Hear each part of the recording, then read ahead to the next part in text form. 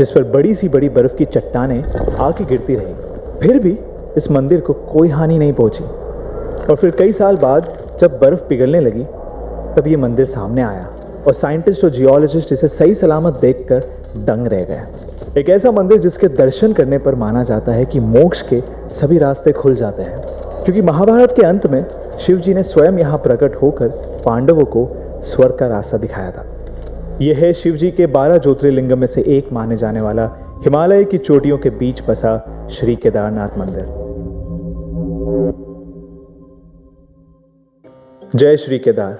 उत्तराखंड में रुद्रप्रयाग नाम का एक छोटा सा शहर है जो खूबसूरत वादियों से सजा हुआ है और इन्हीं खूबसूरत वादियों में बसा है शिव जी के सम्मान में बना बाबा केदारनाथ मंदिर। इस विशाल मंदिर को हिंदुस्तान के सबसे पुराने धार्मिक स्थानों में से एक माना जाता है। केदारनाथ मंदिर का सबसे पहला वर्णन 7वीं सदी में लिखे गए स्कंद पुराण में किया गया था और ये इस बात को दर्शाता है कि ये मंदिर कितना पुराना है। समुद्र के तट से 3584 मीटर ऊपर बसा ये मंदिर एक 6 फीट के ऊंचे पत्थर के प्लेटफॉर्म पे बना है और यहाँ पे आपको सबसे पहले शिव जी के वाहन नंदी जी की पत्थर से बनी हुई एक सुंदर सी मूर्ति दिखाई देगी। नंदी महाराज के ठीक सामने है मंदिर का मुख्य भाग, जिसमें एक बड़ा सा मंडप बनाया गया है, जिसके बीचों बीच है मंदिर का गर्भगृह, जिसमें बसा हुआ है एक पिरामिड शेप का शिवलिंग। और ऐसा शिवलिंग आपको कहीं देखने को नहीं मिलता। बर्फीले पहाड़ों के बीच बसे इस मंदिर से कई हैरान कर देने वाली बातें जुड़ी हुई हैं। कहा जाता है कि इस मंदिर को पांडवों ने बनाया था। मान्यता के अनुसार महाभारत के युद्ध में अपने गुरु और अपने भाइयों का वध करने के बाद पांडव खुद को अपराधी मानने लगे थे, पापी मानने लगे थे और फिर युद्ध के बाद उन्होंने कई वर्षों तक हस्तिनापुर पर राज किया। पर जब इतने समय बीत जाने के बावजूद उनके मन को शांति नहीं मिली तो वो अपनी समस्या का समाधान ढूंढने के लिए ऋषि वेद व्यास के पास जा पहुंचे और फिर वेद व्यास जी ने उनसे कहा कि अपने पापों से मुक्ति पाने के लिए उन्हें शिव जी के शरण में जाना होगा। इसके बाद पांडवों ने अभिमन्यु के पुत्र परीक्षित को सारा राज्य सौंप दिया और द्रौपदी के साथ शिव जी की खोज में काशी चले गए। लेकिन जब काशी में भी उन्हें भगवान शिव के दर्शन नहीं मिले तो उन्होंने काशी छोड़ दी और यहाँ से वहाँ भटकने लगे।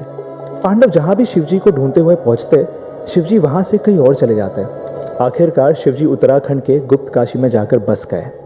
अब लोकल्स का मानना यह है कि जब पांडव उन्हें ढूंढते हुए वहां पहुंचे तो उनसे छुपने के लिए शिव जी ने नंदी बैल का रूप धारण कर लिया और वो गाय के झुंड में छिप गए और फिर काफी समय तक पांडव उन्हें ढूंढते रहे। आखिरकार भीम ने उन्हें स्पॉट कर लिया, उन्हें पहचान लिया और फिर पांडव को अपनी तरफ आते देख नंदी रूप में खड़े शिव जी धरती में समाने लगे और उन्हें रोकने के लिए भीम ने उनके पीठ के एक हिस्से को पकड़ लिया और वही हिस्सा धरती से बाहर रह गया। वो हिस्सा एक पिरामिड शेप के शिवलिंग में बदल गया और आज बाबा केदारनाथ मंदिर में हम इसी शिवलिंग की पूजा करते हैं। पांडवों की निष्ठा देखकर भगवान शिव जी प्रसन्न हुए और उनके सामने प्रकट हुए। उन्होंने पांडवों को माफ कर दिया और स्वर्ग प्राप्ति का रास्ता भी बताया। इसके बाद पांडवों ने शिव जी का धन्यवाद किया और जिस जगह पर शिवलिंग प्रकट हुआ था वहाँ उनके सम्मान में एक मंदिर बनाया, जिसे हम आज बाबा केदारनाथ मंदिर के नाम से जानते हैं। कहते हैं कि जब शिव जी का बैल रूप धरती में समाया था तब उस बैल का मुख रुद्रनाथ में, जटा कल्पेश्वर में, भुजाएं तुंगनाथ में और नाभि मदमहेश्वर में प्रकट हुई थी और इसीलिए केदारनाथ के साथ इन 4 स्थानों को मिलाकर पंच केदार कहा जाता है।